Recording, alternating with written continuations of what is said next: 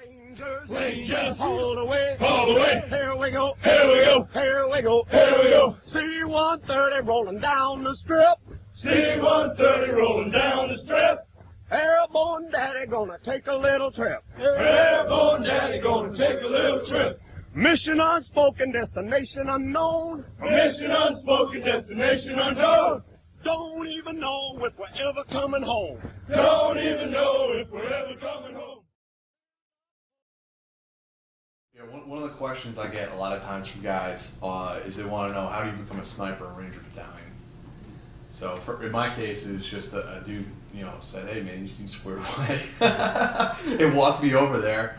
Little did he know. But, for me, it was just going over there, meeting those guys, and then I went in and did an interview, did like a miniature board basically. I said, okay, good to go, come on over. For you guys, is that pretty much how it went down? How did you go from being in a line, being an infantry guy, to being a sniper? Mine was the same situation. When it was VA and RJ were in charge of the platoon, it was kind of on the good old boy system still. Yeah, it was still that system. And, Carter and Case were sniper partners in Missoula, my first deployment in Missoula.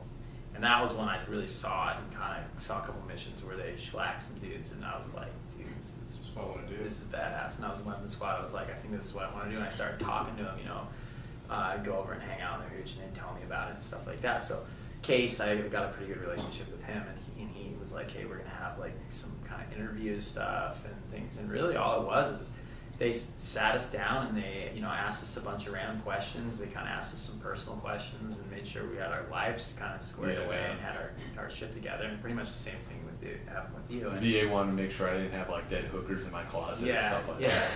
Yeah. They just want to make sure that you're not some crazy nut job, and they're like just simple things like, do you have a car? So if you need to get somewhere, you do transportation or like stuff like that. Even do finances are squared away. They don't want somebody to come into the platoon that's going to be like, then all of a sudden it's like going to cause a bunch of problems in the platoon.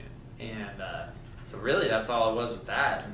And we had I'm trying to think of, in that group when I came in, it was like me. Did we come in at the same time, Jack?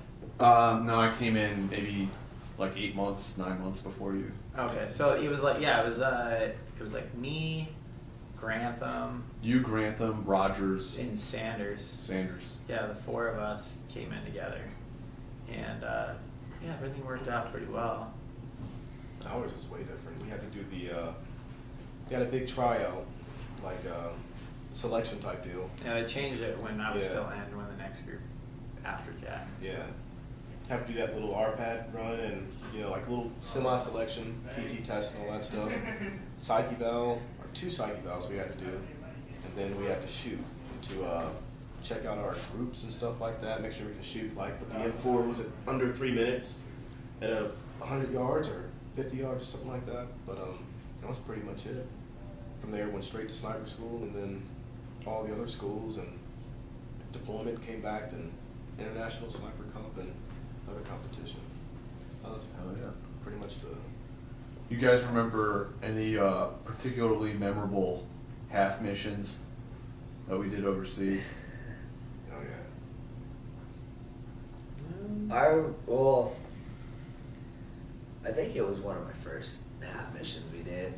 We were in Afghanistan and we roped in, and they were supposed to put us on top of this hill, but instead they put us on the side. So we roped in and we hit freaking ground that was like this. So we hit and we just rolled. And everyone was like all jacked up. The Turk like broke his ankle or something, and he was screaming from the beginning of the mission to the end. And it was a big deal that he didn't get airlifted out or something like that. But we just hit and fucking rolled like a sack of shit.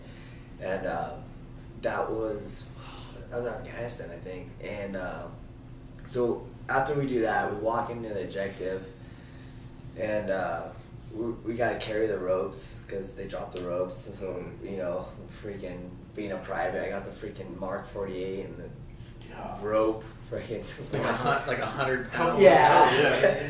I got the gun and the rope, and Eaton was the team leader at the time. And we walked up. my trigger guard broke off the 48 on the on my 48, and so I was paranoid about ADing, you know, because they have a trigger guard, and so I was all paranoid about that. And I was like a new private and shit. And VA put me in the front of the assault because I had the gun, and I was like so paranoid. He's like you gotta lead us up the hill. And I looked at him and I was like, what? I was like, okay, whatever, you know, fucking Roger. And we're walking up this hill, and there's a trail, and I was like, hell yeah, there's a nice little trail, this looks so good. And he's like, no, you can't walk up that trail, there's no go that way. So we went up, and it was like you walk 5 feet up, you fall 4 feet down. Like, it was just hell. Like, it was shell and everything, so you're just slipping down it. And we got up there, and I think we got the guy we were looking for. I don't remember, but I just remember the physical part of that mission, and then It's just holy shit. starting like hitting the side of the mountain instead of the top of it and rolling down. And I think that was the time when we had fast rope gloves, which were also like shooting gloves. You know, you remember those? Yeah, they're only supposed to be good for like 10 ropes. The Right. gray ones, right? Yeah, No, they were tan. They were tan. And they had leather. I Right. still have those, yeah. Yeah. I remember fast roping with those. But and, remember it before hurts, that, man. it was the big white leather Yeah. gloves. Yeah, the hamburger helpers, dude. I was all paranoid because it was my first combat rope, so I put my fast roping gloves on, and then I wore the white ones over it, and I couldn't grab the rope. Like, it was my hands were. I was like this. So right before I grabbed it, I couldn't grab it, so I threw them off, and I had the fast rope gloves, and I went down with those, and I was like, I was paranoid, but it was that was my first rope on a mission, but I just thought it was funny because the second we hit the ground, man, everyone was just sprawled out. You got the Terps screaming bloody murder. You got me, other new privates, like, what the hell just happened? You know, guns and freaking. You're wrapped up in your sling. You carry belt ammo, so I got 400 rounds just thrown around me and shit. Like, it's a bad way to start a mission. I think I remember when we did in Iraq outside Mosul. I'm not even sure exactly what it was. One of those small villages way out there. Yeah. And we went in, we landed with MH60s, and then we had to walk like 15 clicks into the village, and we just spent all night crisscrossing this like labyrinth of a village. Yeah. You know, you were probably on that one, Carmody. Well, was this one Joseph got shot? No. This was Iraq, where it was the one where Eaton was on my team. Yeah. And Eaton Okay. decided to ignore the concept of a wedge-shaped formation and just walked all the way to the top of the front of the platoon. Yeah. So I had to go run up there and find him. But yeah, I just remember just going back and forth. Well, it was like one follow-on after the next, jumping walls all night. I was on that with you guys. You were on that one? I remember that.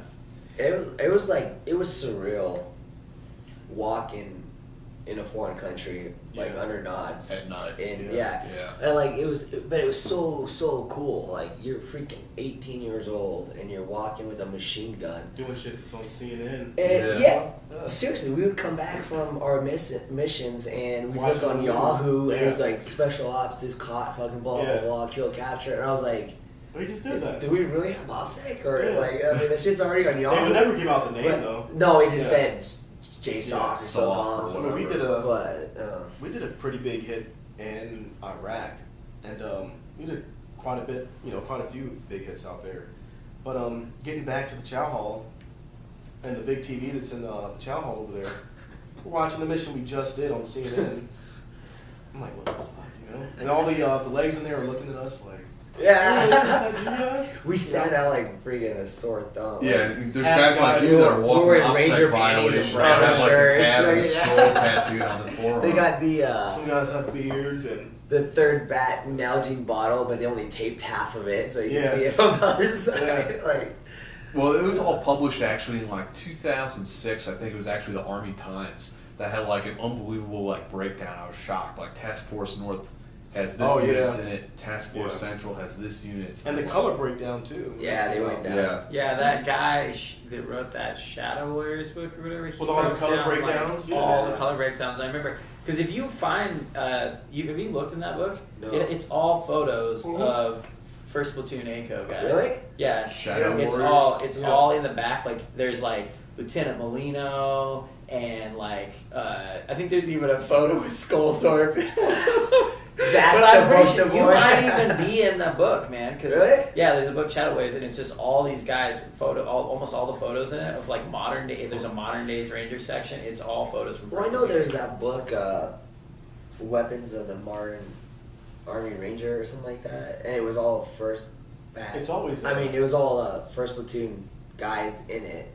ACO, right? ACO, yeah, it was Yeah. like Ford and McTier and all these guys. It might be like the same photos they used for that book that they used for the other one. It might be Maybe it similar ones, but I know in was. Shadow Warriors they have. I think, I don't know what your guys' experience was. I was lucky enough to do some aerial platform support missions in Afghanistan, Little Birds and Hueys. Mm-hmm. And that was a lot of fun riding on a Huey, Marine Huey. I'm on one side, and the company XO is on the other side, and he's puking into an MRE bag the entire time. That was a lot of fun. Yeah. We always knew the mission was to go when you saw the officers with their flights freaking kill. Hang out. Whatever. Yeah, Yeah. what was I it have called? The flight connection. In flight. No, the Where they can listen into the pilot and no, stuff no, like the that. thing so they don't get flight sickness or Yeah. whatever. Oh, the patch. The Yeah. Yeah. When you saw that on a freaking officer, you're like, all right, we're going tonight. And it was only officers that one. I don't know. I had a pretty good one deployment when I was in Baghdad. They ended up. We had our section. We had an opportunity earlier. We kind of hooked up with a sergeant major Keg guy. Kind of made really good relations with him, and we ended up getting the opportunity for a group of our section to go up to their compound and train with them for like 10 days. And that made really good relations with those guys. And the next deployment that I was on, one of the guys that actually was like kind of took off during that whole 10 days that helped train us and stuff while we were there, he was the sniper, basically. He was like the sniper team leader for that group there. And it was really great because, we were going out pretty much every night, but there were some nights that, they'd be like, hey, we're not going to go out on this. We're going to let it sit for another night because, we think it might materialize a little better, get a little more intel. And nights like that where they're like, it was late enough in the night, but they were going out, he would call me up, and I would take my guy, and we'd go with him. Our sniper team would go with his sniper team. Yeah. And I probably went on, 10 or 15 missions with him that deployment. And that was a really cool experience to just be the only guys with him, like on the objective with those guys, with the rest of the guys. Like we're not pulling security for him or doing anything. We're doing a mission with him, and there was a lot of Little Bird missions, a lot of really cool. I mean, I remember one night and this was probably like the most like flapping out in the wind I'd ever been. This was in Iraq, and I remember they said, okay, we're going to drop you guys off, and you're going to go basically secure this objective, like overwatch this objective, and then the rest of the guys are going to come in and hit it hard while you guys make sure that basically secure nobody gets off the objective. So a big compound, had a big wall around it and stuff. And I remember it was me, my sniper, their two their snipers, a regular operator with a 46 and a JTAC, and that was it. That was all. One, and the Black Hawk landed and dropped us off 5 clicks from the objective, and we walked through like these little villages.